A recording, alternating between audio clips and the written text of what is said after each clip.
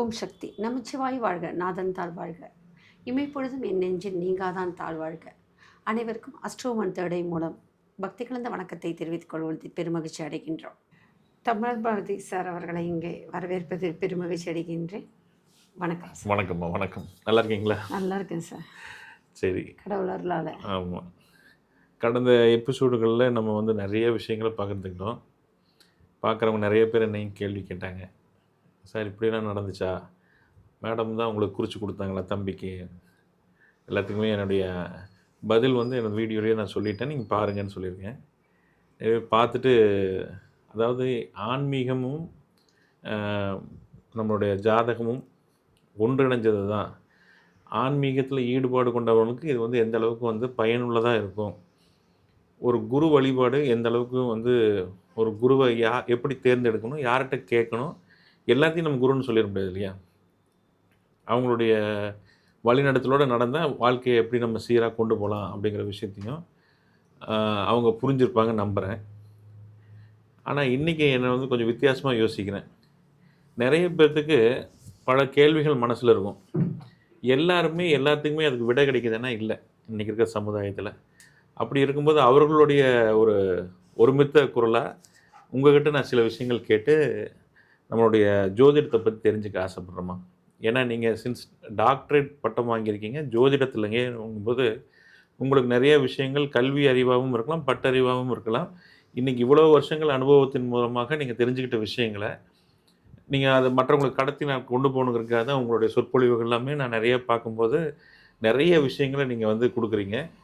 இதெல்லாமே ஏற்றுக்கிற அளவுக்கு எங்களுக்கு சைஸ் ஆஃப் எங்களோட பாத்திரம் அந்த அளவுக்கு இருக்கான்னு எனக்கு தெரியல. அதனால் பல நேரங்களில் இந்த கேள்வி இதுக்கு விடை கிடச்சிருக்கணுமே, ஏன் இன்னும் தெரியல, ஏன் கேட்கல அப்படின்னு எனக்கு தோணுச்சு. கமெண்ட்லேயே கேள்வி கேட்டிருந்தால் கண்டிப்பாக நீங்கள் சொல்லியிருப்பீங்க. அப்படி இருக்கும்போது நிறைய பேர் ஜாதகம் அதில் ராசி பலன்கள் சொல்கிறது வழக்கமாக இருக்காங்க. நிறைய அஸ்ட்ராலஜர்ஸ் இருக்காங்க, ஆன்லைனில் பார்க்குறோம். காப்பி கேட் மாதிரியே சிலர் இருப்பாங்க. சிலர் அவங்கவுங்க இஷ்டத்துக்கு இவர் நல்லா இருக்குன்னு சொன்னால் அவர் அப்படி சொல்லிட்டோம்னா நம்மளை தப்பாக நினச்சிக்குவான்னு சொல்லிட்டு மாற்றி சொல்கிறாரு. இப்படி மக்களை குழப்பிக்கிட்டே இருக்காங்க. ஆனால் நம்மளுக்கு தெரியும் அஸ்ட்ராலஜிங்கிறது ஒரு சயின்ஸ். வேறு என்றைக்கு பிறந்தாங்களோ பிறந்த நேரத்தில் இந்த எங்கெங்கே ஸ்டார்ஸ் இருந்துன்னு இருக்குது. கரெக்டு தானே? அப்போது இப்போ ஒருத்தர் ஒரு உதாரணத்துக்கு சொல்கிறேன். நான் மீனராசி அப்படின்னா மீனராசி அன்பராகிய எனக்கு இன்றைக்கி சொல்கிற அந்த மீனராசி பற்றி சொல்கிறாங்களே, மற்றவங்களாம் சொல்கிறாங்களே, கணிச்சு சொல்கிறாங்க, இது பொது பலன்னு சொல்லிடுவாங்க. இது என்ன சொல்கிறாங்க, அவங்க 50% நடக்கும், 50% உங்களோட ஜாதகத்தை மையமாக எங்களுக்கு புரியலை உண்மையாகவே. எது ஜாதகம்? இப்போ எங்களுக்கு பிறந்தபோது நடந்தது ஜாதகம், ரைட். இன்றைக்கி ஒரு கட்டம் இன்றைக்கி எங்கெங்கே பிளானட்ஸ் இருக்குன்னு சொல்கிறாங்க. இது எப்படி மேட்ச் பண்ணணும், எப்படி பார்த்தா எங்களுக்கு அந்த பலன்கள் கிடைக்கும், அப்படி ஒழுங்காக மேட்ச் பண்ணி பார்க்க தெரிஞ்சிருந்தா எல்லாத்துக்குமே அது சரியாக இருக்கும் இல்லைங்களா? அது தெரியாதனால தான் புலம்புறாங்க, எங்களுக்கு நடக்கலைன்னு சிலர் சொல்கிறாங்க. சிலர் உண்மையாகவே நடந்ததை அவங்க வெளியே சொல்ல மாட்டேங்கிறாங்க. இப்படி இருக்கும்போது இவங்களுடைய வெளிச்சத்துக்கு நீங்கள் அதை கொண்டு வரணும்னு ஆசைப்பட்றேன். கண்டிப்பாக எல்லாருக்குமே ஒரு விஷயம் இருக்குது. என்னை சேர்ந்தவங்களும் கேட்பாங்க, எப்போதும் நீங்கள் ஃபிலாசபிக்கலாகவே பேசிகிட்ருக்கீங்க, ஏன் ராசி பலன் சொல்கிறது கிடையாது, குரு பயிற்சி பலன் சொல்கிறது இல்லை, ஆமாம் ராகுகேது பயிற்சி சொல்கிறது இல்லை. கிட்டத்தட்ட உலகத்திலேயே முதல்ல டாக்டர் பட்டம் வாங்கிய பெண்மணி. ஆனால் உங்களுக்கு அப்புறம் எத்தனையோ ஜோசியர்ஸ் வந்திருக்காங்க, இவ்வளோ பேர் புகழடைஞ்சிட்ருக்காங்க. ஆனால் நீங்கள் வெளிச்சத்துக்கு வராமல் இருக்கீங்க. இது காரணம் என்னென்னா, நீங்கள் ராசி பலன் சொல்ல மாட்டீங்க. ராசி பலன் கொடுத்தா தான் வியூவர்ஷிப் வரும்ன்றதை தான் சொல்கிறாங்க. அதுக்கு நான் காரணம் ஏன் கொடுக்காத காரணமே நீங்கள் கேட்ட கேள்வி தான் எனக்கு. ஏன் அப்படின்னா, பெரும்பாலும் ராசி பலன் சொன்னால் மேஷராசி எடுத்துக்கோங்களேன், அஸ்வினி பரணி கிருத்திகை, ஒரு ராசிக்கு 9 பாதங்கள். இந்த 9 பாதங்கள் அஸ்வினி 4 பாதங்கள், பரணி 4 பாதங்கள், கிருத்திகை 1 பாதம். இந்த 9 பாதங்கள் தான் அஸ்வினியை நடக்கிறது. சில பேர் இப்போ பேசிகிட்டே இருக்கும்போது சில பேர் கமெண்ட்ஸ் கேட்கலாம், இது என்ன ஒரு புருடா கதை, எங்கேருந்து ஜோசியம் கண்டுபிடிச்சி, இதெல்லாம் உண்மையான. ஆனால் நான் எனக்கு இன்னும் சின்ன வயசு ஞாபகம் இருக்குது. சோவியத் யூனியன்லேருந்து எனக்கு சாரதா வித்யாலயா, நான் டி நகரில் படிக்கும்போது ஒரு எக்ஸிபிஷன் போட்டிருந்தாங்க சோவியத் யூனியன் எம்பசிலேருந்து. அந்த சோவியத் யூனியன் எம்பசியில் பார்த்த புக்கை பார்த்தோன்னா இன்றைக்கி எனக்கு ஞாபகம் இருக்குது. இன்றைக்கி ரிசர்ச் பண்ணலாம், நீங்கள் தேடலாம். ஒவ்வொரு மேஷ ராசின்னு சொல்லும்போது நம்ம சொல்கிற அந்த ஸ்டெல்லார் தியரி நட்சத்திரம், அந்த அஸ்வினி 4 நட்சத்திரம், பரணின்ற 4 நட்சத்திரம், கிருத்திகைன்ற 4 நட்சத்திரத்தையும் ஒரு ஒரு நட்சத்திரம். ட்ராய் பண்ணால் அந்த மேஷம்ன்ற ஒரு உருவத்தோட சிம்பலை நான் சின்ன வயசில் பார்த்தேன். ஆமா. அதுதான் எனக்கு பிஹெச்டி படிக்கும்போது எனக்கு அதை கோஆர்டினேட் பண்ணணும்னு. ஆனால் எனக்கு அப்போ எனக்கு இருந்த கால சூழல் அப்போ எனக்கு கிடைக்கல. நான் திருப்பி அதை ரிசர்ச் பண்ணி உங்களுக்கு கொடுக்குறேன். இதை வந்து நம்ம சொல்லலை, சயின்டிஃபிக்காக கண்டுபிடிச்சிருக்காங்க. அப்போது 0லேருந்து 30 டிகிரி மேஷராசி, 30லேருந்து 60 டிகிரி ரிஷபராசி, 60லேருந்து 90 வந்து மிதுன ராசி, 90லேருந்து 110 வந்து கடகராசி, 110லேருந்து 140 வந்து சிம்ம ராசி, 140லேருந்து 170ன்னு சொல்லிட்டு இப்படி போயிட்டே இருக்கும். அப்போது ஒவ்வொரு ராசிக்கும் இந்த 30 பாகை. கடைசியாக மீனராசி வரும்போது நீங்கள் கேட்ட மீனராசி 330 டிகிரிலேருந்து 360 பாகைக்குள்ளே வருது. இந்த 360 பாகையை வந்து இன்றைக்கி இருக்க சயின்டிஸ்ட் ஒத்துக்கிறாங்க. பூமிக்கு மேலே ஒரு ராசி மண்டலம் இருக்குது, அந்த சூரியன். அந்த சூரியனை சுற்றி தான் நடுநாயகமாக இருந்து கொண்டு தான் கோள்கள் இருக்கின்றன. ஒவ்வொரு கோள்களும் ஒவ்வொரு நீள்வட்ட பாதையில் சுழன்று கொண்டு இருக்கின்றன. சூரியனுக்கு மிக அருகில் புதன் இருக்குன்னு இந்த மாதிரி ஒவ்வொரு கிரகத்தோட அமைப்பெல்லாம் நம்ம முனிவர்கள் சித்தர்கள் கற்றுக் கொடுத்ததெல்லாம் இன்றைக்கி உண்மைன்றதை சயின்டிஃபிக்காக சொல்கிறது மட்டும் இல்லை, அந்த செலஸ்டிக்கலில் அந்த ராக்கெட் மூலமாக விண்வெளி சாதனங்கள் மூலமாக நமக்கு படம் பிடிச்சி காமிச்சிட்டாங்க. அப்போ அந்த இடத்துல என்ன முற்றுப்புள்ளி வைக்கப்படுகின்றது, இது புருடா இல்லை, அந்த முன்னோர்கள் சொன்னது சயின்ஸுன்றதை பாருங்க. இன்னைக்கு இவ்வளவு வளர்ச்சிகள் இருந்தபோது சொல்றாங்க, ஆனா அன்னைக்கே கண்டுபிடிச்சிருக்காங்கன்னா நம்ம முன்னோர்களுடைய. அது மட்டும் இல்லை, இன்றைக்கி சனியை சுற்றி ஒரு சனீஸ்வர பகவானை சுற்றி ஒரு நீளமாக ஒரு வளையம் வருதுன்றதை கூட அன்றைக்கி அந்த முன்னோர்கள் சொல்லிட்டாங்க. செவ்வாய் கிரகம் சிவப்பு இருக்குன்றத சொல்லிட்டாங்க. ஒவ்வொரு ராசியும் எப்படி இருக்கும், ஒவ்வொரு கோள்களும் எப்படி இருக்கும் அப்படின்றது முன்னோர்கள் சொல்லிட்டாங்க. அப்போது குரு பகவானா மஞ்சள் நிறம் இருக்கும், வந்து சந்திர பகவானா மஞ்சள் வந்து வெண்மை நிறம் இருக்கும், சுக்கிர பகவான் வெண்மை இருக்குது. இது மாதிரி ஒவ்வொரு சூரியன்னா ஆரஞ்சு கலர். நீங்கள் பெரும்பாலும் பார்த்தீங்கன்னா செவ்வானம்னு வரும்போது அந்த சூரியனுடைய அந்த கலர் அந்த நிறப்பிரிகையில் நம்ம கண்டுபிடிச்சிடலாம். ஏன்னா கண்ணுக்கு சூரிய வெளி ரொம்ப பிரபஞ்சத்தில் இருக்கும்போது அது தெரியாது. ஆனால் அதோட ரிஃப்ளெக்ஷனில் அந்த செவ்வானம்ன்றது அந்த பெண்ணை செஞ்ஞாயிறு அப்படின்னு இலக்கியத்தில் நம்ம பார்த்துருக்கோம். அப்போது திங்களை பற்றியும் செவ்வாயை பற்றியும் குருவை பற்றியும் என்னென்ன தொலைவில் இருக்குது, எவ்வளோ டிஸ்டன்ஸில் இருக்குது, என்னென்ன நிறத்தில் இருக்குது, அதோட இயக்கம் ஒரு நாளைக்கு 27 நாளுக்குள்ளே சந்திரன் சுற்றி வந்துடும், ஒரு மாதத்துக்குள்ளே சூரியன் சுற்றி வரும், 1.5 மாதத்துக்குள்ளே செவ்வாய் சுக்கிரனா சுற்றி வரும். இந்த மாதிரி ஒவ்வொரு கோள்களுடைய கால அளவு, சூரியனை சுற்றி வர கால அளவு கூட இந்த ராசி கிரக அமைப்பில் முன்னோர்கள் கொடுத்துட்டாங்க. அதுவும் இன்னைக்கு சயின்ஸ் ரீதியாக ஒத்துக்கொள்ளப்பட்டது. அது மட்டும் இல்லை, கிரகணங்கள், சந்திர கிரகணம், சூரிய கிரகணம் எப்பப்போ வருதுன்றது கண்ணுக்கு தெரியாமல் இருந்தால் அதையும் சொல்லி கொடுத்துட்டாங்க. அந்த பஞ்சாங்க கணிதம் சொல்கிறது தான் இன்றைக்கி கிரகணம் எத்தனை மணிக்கு ஆரம்பிக்கிறது, நடுவில் எப்போ வருது, எப்போ விட போகிறது, எப்போ கிரகணம் முடிகிறது, அறிவியல் விஞ்ஞானிகள் கொடுக்கறதுக்கு முன்னாடியே நம்ம பஞ்சாங்க கணிதம் கொடுத்துட்டாங்க. அதுவும் நான் இன்றைக்கி கொடுக்கல சார், 1000 பல்லாயிரம் யுகத்துக்கு முன்னாடி இருக்க கால்குலேஷன்.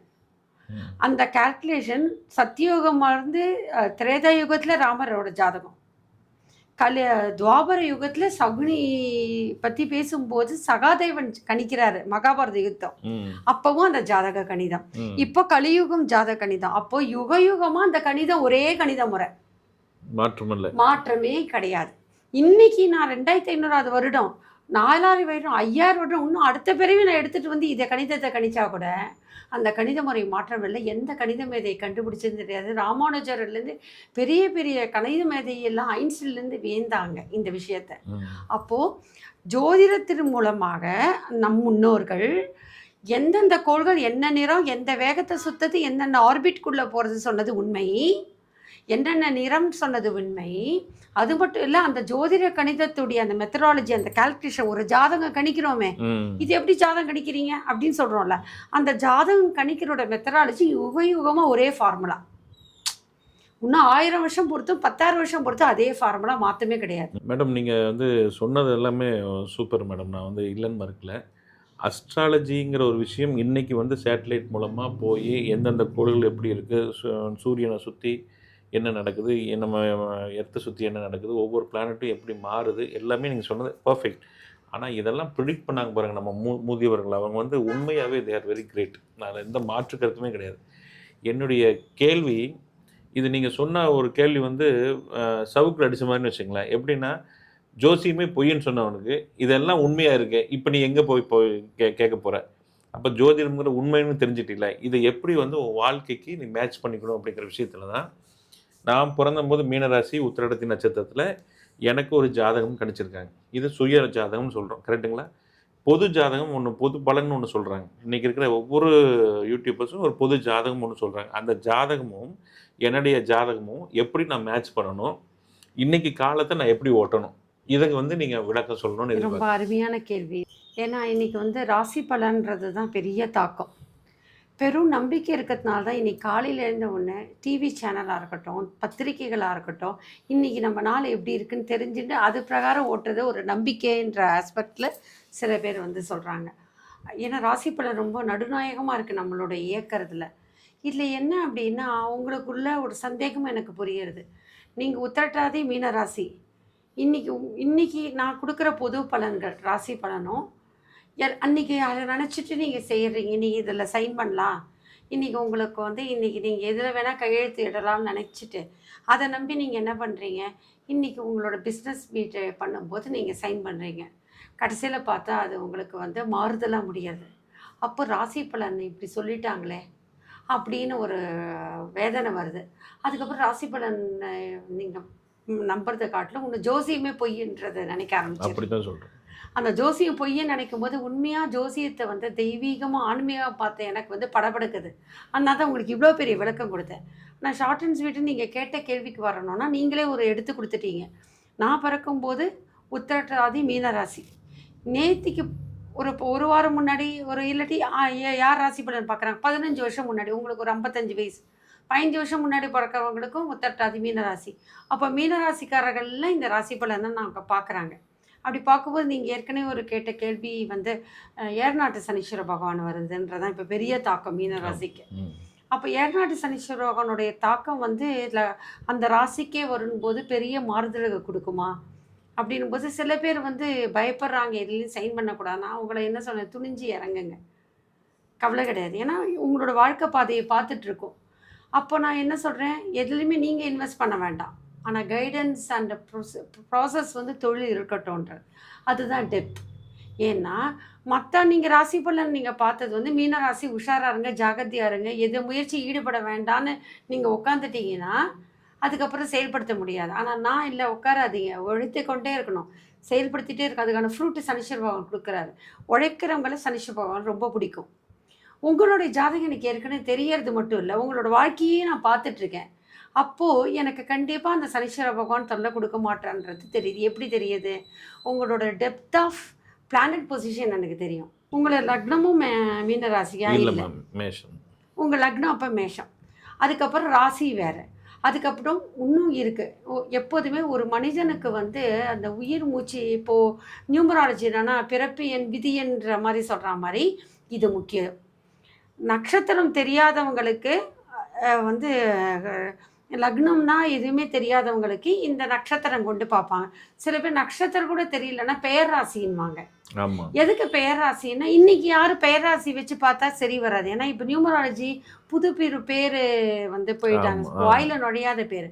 ஆனால் அந்த காலத்தில் முன்னோர்கள் தன்னை நாடி வரவங்க படித்தவங்களா படிக்காதவங்களா தெரியாது, இந்த அளவுக்கு ஜோசியத்துக்கு முக்கியத்துவம் கொடுத்து அந்த நட்சத்திரம் ஞாபகிக்கிறாங்கன்னு தெரியாது.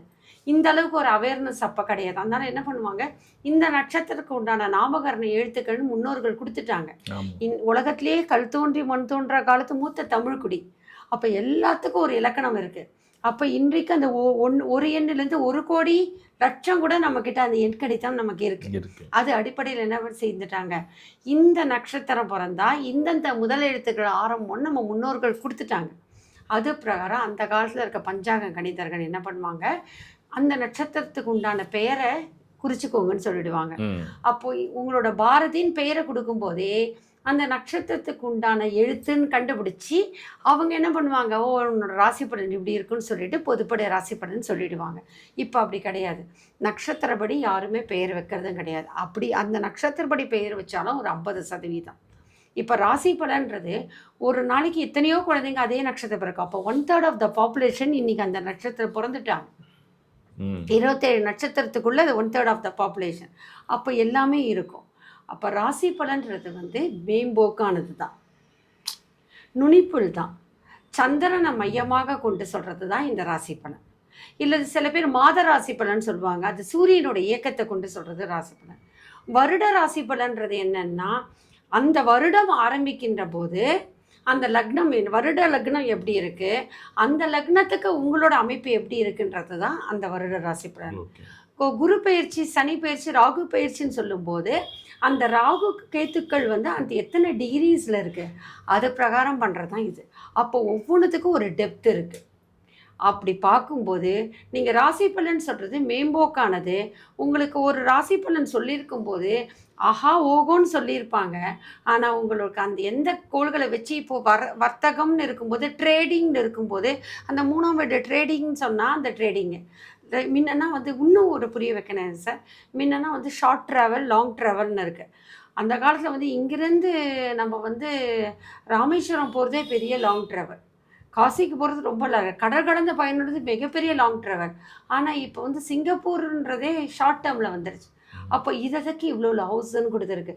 நான் இந்த காலகட்டத்தில் போகும்போது 3rd ஹவுஸ்ன்ற 9th ஹவுஸே இப்போ அவ்வளோ கிட்ட வந்துருச்சு. 12,000 அப்ராடுன்றதுனா வந்து ரொம்ப சாதாரணமாகிடுது. அப்போ எப்படி அப்ளிகபிள் ஆகும்? அதே மாதிரி தான் இந்த ராசி பலன்றது வந்து பொதுப்படியான பலன்கள். உங்களுக்கு ராசியில் வந்து இன்றைக்கி நீங்கள் பணவர்த்தனை செய்ய வேண்டாம்னு சொன்னால் தனஸ்தானத்தை பார்க்குறோம். அந்த 2ஆம் இடத்தை வைத்து, அதாவது இனி சூரியனை மையமாக கொண்டு ராசி பலன் சொல்கிறேன், இன்னைக்கு தினப்பலன் சொல்கிறேன். இந்த தினப்பலன்றது நட்சத்திரத்தை மையமாக வச்சு சொல்கிறது, சந்திரன் மையமாக. அப்போ நான் சந்திரன் மையமாக வைக்கும்போது சந்திரன் இருக்கின்ற ராசி அப்படின்னும் போது சந்திரன் இருக்கிற ராசியிலேருந்து மீன ராசியை கால்குலேட் பண்ணி அங்கேருந்து அதோட தனஸ்தானத்தை சொல்லணும். சூரியனை மையமாக கொண்டு பண்ணும்போது 1 மாதத்துக்கு ஒரு தடவை. அப்போ சூரியன் இன்னைக்கு வந்து பார்த்தேன் அப்படின்னா கார்த்திகை மாதம் அப்படின்னா சூரியன் விருச்சிகத்தில் இருக்கு. விருச்சிகத்திற்கு சூரியனை மையமாக கொண்டு அங்கேருந்து தனஸ்தானத்தை பார்த்துட்டு மீன ராசிக்கு அது எத்தனை வீட்டில் வருதுன்னு பார்த்து சொல்லணும். அப்படி சொல்லும்போது பொதுப்படியான பலன்.